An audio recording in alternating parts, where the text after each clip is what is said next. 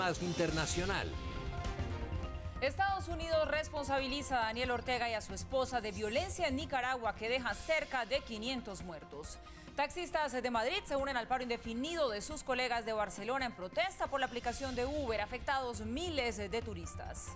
Terremoto en Indonesia deja al menos 16 muertos y más de 300 heridos. Trump amenaza con cerrar el gobierno si no financian construcción del muro con México. Escándalo de corrupción pone en peligro la continuidad de Gareca en las elecciones de Perú. Bienvenidos, empieza una nueva semana y empieza también aquí y ahora una nueva emisión de Red Más Internacional para que hablemos juntos de lo que es noticia alrededor del mundo. Comenzamos. Estados Unidos exigió elecciones libres en Nicaragua para restablecer la democracia en ese país. También responsabilizó al presidente Daniel Ortega y a su esposa Rosario Murillo de la violencia que ya deja más de 400 muertos. Por medio de un contundente comunicado, la Casa Blanca condenó la violencia y el abuso contra los derechos humanos cometidos por el régimen de Daniel Ortega durante las manifestaciones que comenzaron en abril del presente año. Las elecciones libres, justas y transparentes son la única vía hacia la restauración de la democracia en Nicaragua. Apoyamos el proceso de diálogo nacional dirigido por la Iglesia Católica para negociaciones de buena fe. El gobierno de Donald Trump hizo señalamientos contra Daniel Ortega y su esposa Rosario Murillo. El presidente Ortega y la vicepresidenta Murillo son los responsables por la violencia indiscriminada y la brutalidad policial contra los manifestantes que solo piden reformas democráticas. Estados Unidos recordó que las sanciones impuestas contra 3 funcionarios del gobierno nicaragüense hace algunas semanas son apenas el principio y no el final de las potenciales medidas que Washington tomaría en contra de funcionarios sandinistas que sean responsables de la represión a los manifestantes. También anunció la donación de $1.5 millones para la democracia en Nicaragua y además expresó su apoyo tanto a los países de la Organización de Estados Americanos, OEA, como a la Comisión Interamericana de Derechos Humanos en el seguimiento que estos le vienen haciendo a la crisis desatada en la nación centroamericana. El pronunciamiento de la Casa Blanca coincidió con un plantón en Managua en el que algunos periodistas independientes rechazaron la censura y exigieron respeto por la libertad de expresión. De Nicaragua pasamos a Europa con otra de las noticias grandes en este comienzo de semana, y es que la huelga de taxis que inició en Barcelona el pasado jueves ya se extendió a Madrid, también a Valencia y a otras ciudades a lo largo y ancho del territorio español. Los conductores protestan en contra de los servicios de Uber y de Cabify por considerarlos una competencia desleal. Cientos de taxistas salieron a las calles de Barcelona a protestar. El gremio de taxistas exige al gobierno español hacer cumplir la ley 130, que según ellos, los conductores de las plataformas de Uber y Cabify están pasándose por la faja. Uber y Cabify lo que están haciendo es incumplir la ley completamente, ya que el ratio de 1,30 está sobrepasado. Si no ponen remedio, pronto llegaremos al 1,3, es decir, una VTC por cada 3 taxis. Y nos afecta a nosotros en nuestra actividad, en nuestra profesión del día a día. Nosotros estamos pagando impuestos que ellos no pagan. Los conductores de taxi, aunque habían anunciado un paro de 48 horas, ya llevan 5 días aplicando el plan Tortuga y taponando las principales calles de la capital catalana. Tanto así que los taxistas, para no ceder ante la presión de desalojar las calles, han decidido armar carpas cerca de sus vehículos y hasta hacer de sus baúles unas cómodas camas. Que el Gobierno en el próximo Consejo de Ministros apruebe un decreto ley, aunque se convalide en septiembre, que lo apruebe ya. Que modifique 2 artículos de la ley que el área metropolitana ya le puso encima de la mesa y solo tiene que copiarlo y hacerlo, ¿no? Jurídicamente es totalmente posible, nos hemos informado bien y eso sería un gesto de voluntad política. Las protestas, que hasta ahora solo se desarrollaban en Barcelona, se expandieron a Madrid, Valencia y otras principales ciudades españolas. Los conductores del servicio público piden al Ministerio de Transporte una competencia en igualdad de condiciones. Pues la llave la tiene el Ministerio de Fomento, aquí enfrente. El problema no son los taxis, el problema está allí, en el Ministerio de Fomento, que hace 5 años que estamos con este tema y no da respuesta al sector. Es así de sencillo. Y están dispuestos a continuar la huelga el tiempo que sea necesario hasta lograr un acuerdo con el gobierno nacional. En caso de que las autoridades no nos den la solución situación vamos a ir hasta las últimas consecuencias. El taxi está parado en su totalidad en la ciudad de Madrid y en otras provincias. Así que lucharemos hasta el fin. Las protestas han generado pérdidas económicas al territorio español y hasta han afectado a miles de turistas que visitan el país ibérico. Se espera que el gremio de taxistas llegue a un acuerdo con el Ministerio de Transporte para que España vuelva a la normalidad. Pasan los años y el paradero del vuelo MH370 que partió desde Kuala Lumpur con destino a Pekín el 8 de marzo de 2014 sigue siendo todo un misterio. El equipo investigador no descarta que la aeronave haya desaparecido por obra y gracia de un tercero. El Boeing 777 de Malaysia Airlines con 239 pasajeros a bordo desapareció de los radares de las torres de control horas después de haber despegado de Kuala Lumpur con destino a Pekín el 8 de marzo de 2014. Flight 370 indeed had diverted from the far flight plan route. En realidad el vuelo 370 se desvió de la ruta planificada de vuelo y el desvío no se puede atribuir a un sistema anormal. Podría ser más que eso. Con base en nuestras pruebas simuladas en vuelo, se estableció que el desvío se realizó bajo control manual y no piloto. Established that the air turn back was made under manual control and not autopilot. Según expertos, el avión habría volado sobre la frontera entre Tailandia y Malasia, cruzando el espacio aéreo de los dos países para no ser detectado. Una vez desapareció del radar, el capitán del vuelo habría despresurizado la cabina hasta el punto de hacer que los pasajeros perdieran el conocimiento, lo que explicaría el por qué no hubo ningún mensaje de texto o llamada de emergencia. Pero para el equipo investigador, esta teoría es poco probable. Not of the opinion that it could have been an event committed by the pilot. No somos de la opinión de que el siniestro fue cometido por el piloto, pero al mismo tiempo no podemos negar el hecho de que hubo un desvío. No podemos negar el hecho de que el sistema fue apagado manualmente con o sin intención. Así que creemos que hay una posibilidad que puede unir todas estas teorías. No estamos dejando por fuera ninguna posibilidad. Estamos diciendo que sin importar lo que sea, no podemos excluir la posibilidad de una tercera persona o una interferencia de un tercer partido. Exclude the possibility of a third person or third party or unlawful interference. El gobierno de Estados Unidos ayudó con una búsqueda de 112.000 kilómetros cuadrados que duró 3 meses, seguida de otra peinada en el Océano Índico por un equipo compuesto por expertos de Australia, China y Malasia, quienes peinaron 120.000 kilómetros cuadrados sin ninguna pista de la aeronave. Este informe se publicó en este momento porque no sabemos si va a haber un nuevo peinado en otro momento o si va a haber otro equipo asignado a esta búsqueda. Pero lo que nos compete a nosotros, hemos terminado con nuestra labor. Estamos listos para publicarlo y el gobierno nos dio la autorización, así que lo publicamos en este momento. Las familias de las víctimas denunciaron que este nuevo reporte no ofrece nuevos hallazgos y exigen que la investigación siga su rumbo, pues creen en que sus familiares podrían estar vivos en cualquier rincón del planeta. Desde el siniestro, el grupo investigador ha recuperado 27 piezas que casi con seguridad pertenecerían al vuelo MH370 de Malaysia Airlines. Un terremoto en la región de Lombok, en Indonesia, dejó 16 víctimas fatales, más de 300 heridos y pérdidas materiales incalculables.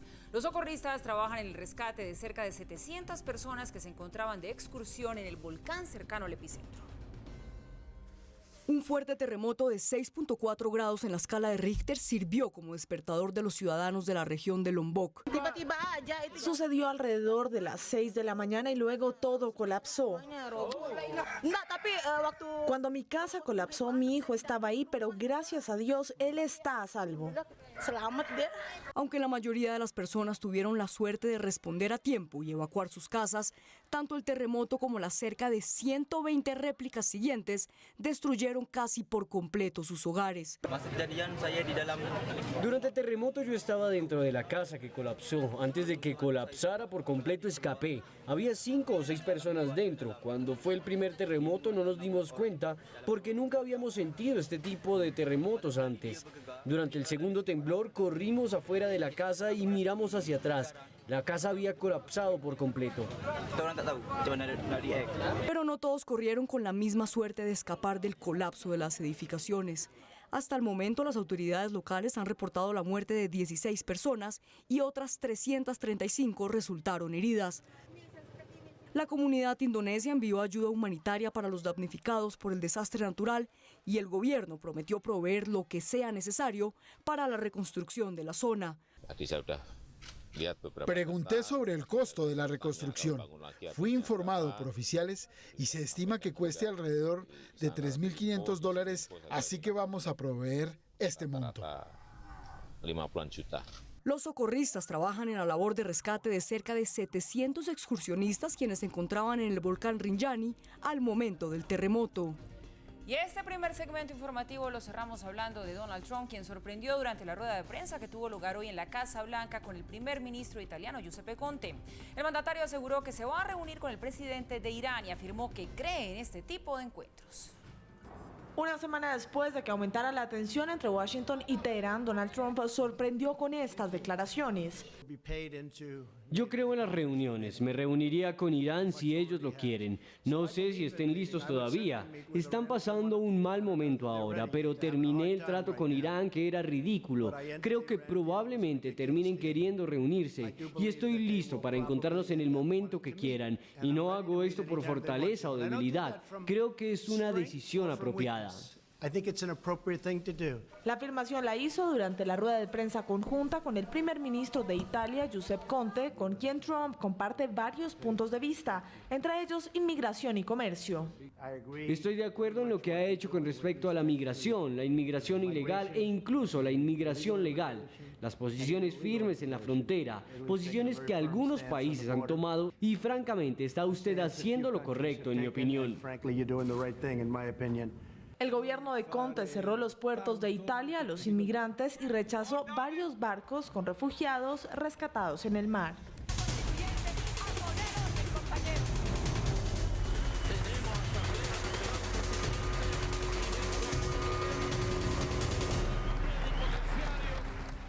Regresamos y nuestro tema es el vecino país, es Venezuela. Hace un año el gobierno venezolano convocó la elección de la Asamblea Nacional Constituyente, el órgano plenipotenciario que planteó el oficialismo como salida a esas protestas antigubernamentales de 2017 en las que al menos 125 personas murieron. Nuestro corresponsal en Caracas, Jorge Luis Pérez de Valeri, nos informa qué tanto ha trascendido esta polémica institución tras un año de su elección. Se cumple un año de la polémica elección que dio inicio a una de las instituciones más controversiales en la historia reciente del país. ¡Quieren elecciones! ¡Poder constituyente! Su objetivo principal sería transformar las bases jurídicas del Estado y escribir una nueva constitución. El Ejecutivo prometió además que la nueva instancia acabaría con la violencia en las calles tras 4 meses de manifestaciones antigubernamentales. El planteamiento avivó el movimiento de protestas que dejó unos 125 muertos. La oposición advertía que la constituyente usurparía las funciones del Parlamento que controla desde el año 2016. Si nos quieren prohibir votar, vamos más a votar todavía. Pese a la condena de los opositores y los llamados de atención de la comunidad internacional, la elección se llevó a cabo. 545 miembros fueron electos para redactar una nueva Carta Magna. Pero la primera de las acciones de la constituyente fue ordenar la destitución de la fiscal general Luisa Ortega Díaz, antigua aliada del chavismo, quien denunció en plena ola de protestas la ruptura del orden constitucional en el país. A un año de aquellos comicios en los que no participó la oposición, el oficialismo promete mantener su vigencia. Es una Asamblea Nacional Constituyente insurgente, es popular, es originaria y debe seguir siendo insurgente. Insurgió contra la violencia. La constituyente ha aprobado una decena de leyes en el último año, la mayoría de carácter económico. Por lo pronto, no se conoce ningún proyecto de la nueva constitución que debe redactar. Es evidente que se enterró la República y se pretende la disolución de la nación. María Corina Machado, férrea opositora del gobierno, insiste en que la permanencia de la constituyente representa un fraude al Estado de Derecho. Si algo ha dejado claro la instalación de la fraudulenta constituyente es que sí ha quitado muchas máscaras de quién es quién, donde hay una genuina oposición dispuesta a enfrentar la narcodictadura, a no reconocer ninguna de sus obscenas organismos como esta constituyente y donde hay sectores que simplemente se han quebrado. Para los analistas, el presidente Nicolás Maduro consiguió aumentar su control político, aunque ello no implicó mejorías en las condiciones económicas del país. La economía funcionaba en base a la confianza y precisamente la confianza se quiebra cuando no hay Estado de Derecho. Por lo tanto, es un país que se va deteriorando muchísimo más. La constituyente ha servido para afianzar el control político del gobierno, pero desde el punto de vista social y económico, el país profundiza el precipicio en el que se encuentra. En las calles hay quien defiende el papel de la Asamblea Nacional Constituyente, pero también quien dice abiertamente desconocerla. Después de un año, ¿cómo la evalúas? Fíjate, garantizó la paz, que es una de las cosas más importantes que debe de preservar un país. Creo que ya por allá hay un balance positivo. ¿Qué piensa que le ha dejado al país un año de Asamblea Nacional Constituyente? Corrupción, hambre, o sea, no hemos evolucionado, vamos hacia atrás, siempre hacia atrás. No veo vida. Si seguimos así, bueno, nos iremos a morir de hambre. La presidencia de este organismo la mantuvo hasta junio de este año Delcy Rodríguez, quien también fue ministra de Exteriores y actualmente es vicepresidenta de la República. Diosdado Cabello le reemplazó en el cargo. Lo asumió con la promesa de mantener su vigencia los años que sea necesario en favor del proyecto revolucionario que inició Hugo Chávez. Las críticas no solo vienen de parte de la oposición tradicional o de la comunidad internacional. En el chavismo disidente también hay quien considera a la Asamblea Nacional Constituyente un órgano ilegítimo que ha propiciado el autoritarismo en el país. Desde Caracas, Jorge Luis Pérez Valeri, Red Más Internacional. A Jorge Luis, como siempre, muchas gracias por sus informes. Y entre tanto, Nicolás Maduro anunció que va a controlar el consumo de gasolina en el país. Lo va a hacer a través del denominado Carnet de la Patria. Nicolás Maduro aseguró que Venezuela tiene un problema con respecto a la venta de gasolina, por lo que anunció una medida en las últimas horas. Por eso, atención, todas las personas que tengan un carro, una moto, el transporte público de pasajeros, el transporte público de carga, todo el que tenga un vehículo automotor debe acudir el viernes 3 de agosto, sábado 4 y domingo 5 de agosto a los lugares que se van a anunciar públicamente para el gran censo nacional automotor, para una nueva política nacional energética vinculada al Carnet de la Patria. Aunque no habló de un incremento, el mandatario aseguró que los actuales precios del combustible no cubren los costos de producción y fomentan el contrabando hacia otros países. Venezuela ha sido reconocida por tener la gasolina más económica del mundo. Sin embargo, la caída en los precios del crudo a nivel mundial y las erradas políticas del actual gobierno en el manejo de la estatal PDVSA han hecho que el país enfrente actualmente una crisis en el sector. Al menos así lo denunció el exministro de Petróleos, Rafael Ramírez. El presidente Maduro ha nombrado sucesivas juntas directivas de PDVSA, todas ellas extrañas al sector, desconocedoras del funcionamiento de la empresa. Actúan motivados por los intereses de los grupos a los cuales representan. Paralizaron los procesos claves de la empresa. Señor presidente, PDVSA se ha desmoronado bajo su dirección. Algunos sectores de la oposición venezolana aseguraron que la medida anunciada por Maduro de obligar a los conductores a censarse a través del Carnet de la Patria no soluciona la situación actual del transporte público en el país. Esto pudiera ser un nuevo mecanismo de racionamiento, como están haciendo con el Carnet de la Patria a quienes se les asignan cajas de comida, que por cierto muchas veces no están ni siquiera en las condiciones para ser ingeridas por seres humanos. Con lo cual, todo esto es más fracaso, más show. No hay ningún cambio real en la política económica del país. El Carnet de la Patria es un instrumento por medio del cual los venezolanos supuestamente pueden adquirir alimentos y medicinas subsidiadas. Algunos críticos han advertido que esos insumos básicos casi nunca llegan, pero el registro electrónico que los venezolanos tienen que hacer con el Carnet le permite al chavismo un seguimiento riguroso de los votantes. Bueno, pasan cosas en Venezuela, ya lo veían ustedes, y para hablar de estos temas, ¿quién mejor que invitar a Ronald Rodríguez, investigador del Observatorio de Venezuela de la Universidad de Rosario, que nos acompaña a esta hora? Ronald, ¿cómo le va? Buenas noches. Muy bien, Paula, gracias por la invitación. Bueno, hablemos de este primer año de la elección de la Asamblea Nacional Constituyente. Le propongo que empecemos como por hacer un balance general y después si ya nos vamos metiendo un poco en la minucia. ¿Cuál es ese balance del primer año de la Asamblea Nacional Constituyente? Bueno, realmente el tema que convocó supuestamente el presidente Nicolás Maduro para esta Asamblea Nacional Constituyente era traer la paz a Venezuela y solucionar los problemas económicos.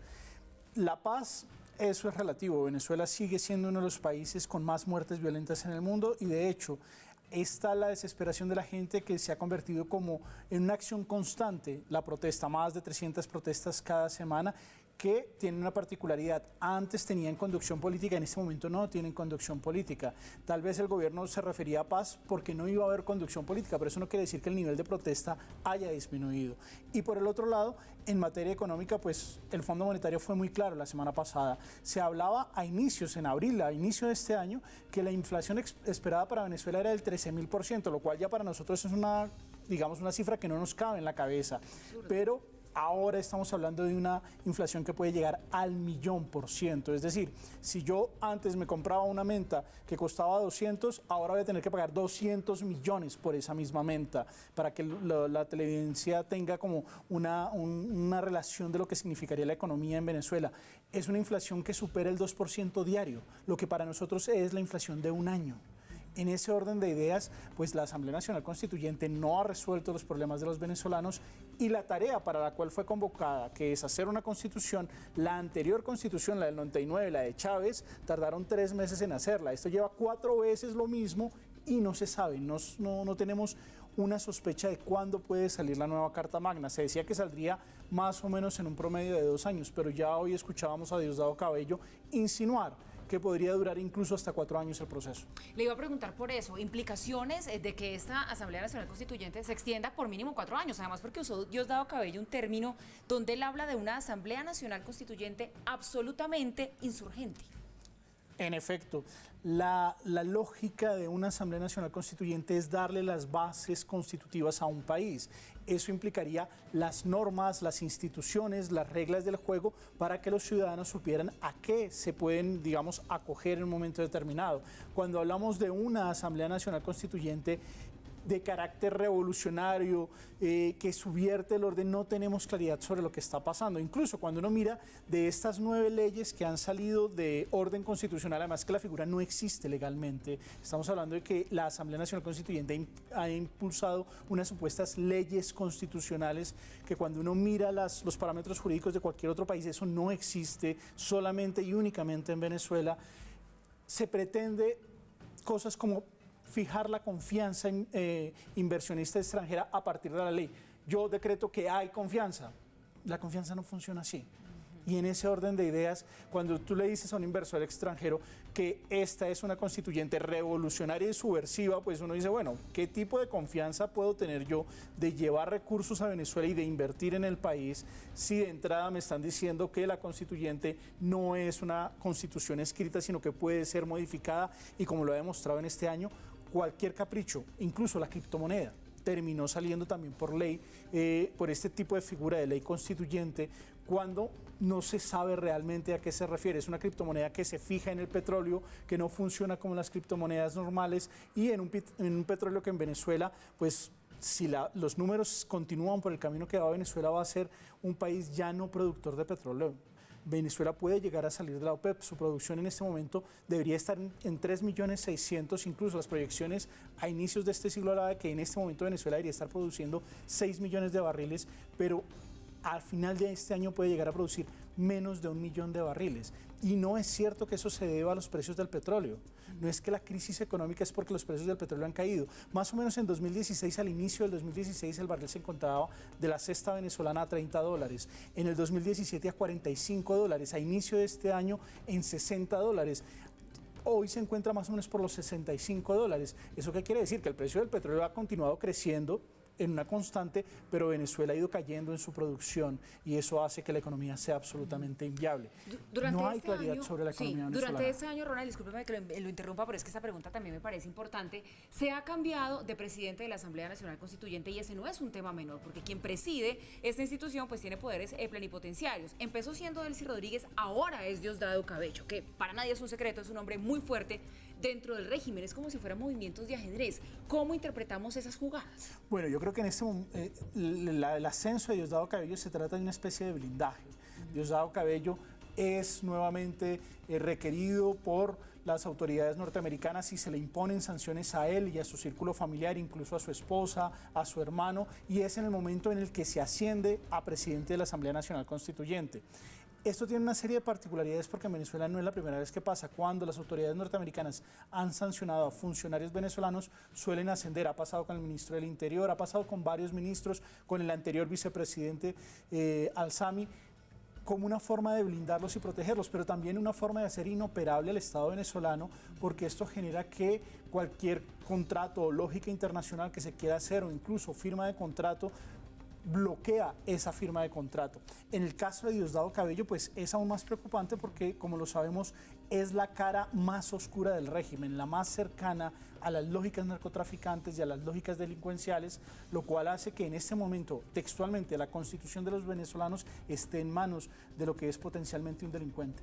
Ronald, se nos acaba el tiempo, pero no puedo dejarlo ir sin preguntarle por este carnet de la patria que ha sido noticia hoy, que es con el que ha anunciado el presidente Maduro, pues a partir de hoy tienen acceso o no, quienes tengan este carnet, a la gasolina los venezolanos. ¿Esto qué es del carnet de la patria y cuáles son las consecuencias de que ahora entonces la gasolina se pueda comprar sí o no si se tiene el carnet de la patria? Bueno, Venezuela es una economía esquizofrénica. 100.000 pesos colombianos son más de 112 millones de bolívares hoy, pero el galón de gasolina extra para llenar un carro vale 6 bolívares. Eso quiere decir que con una moneda de 50 pesos, la moneda más pequeña de nuestra economía que casi no usamos, uno podría tanquear durante 2 años con gasolina extra un vehículo en Venezuela.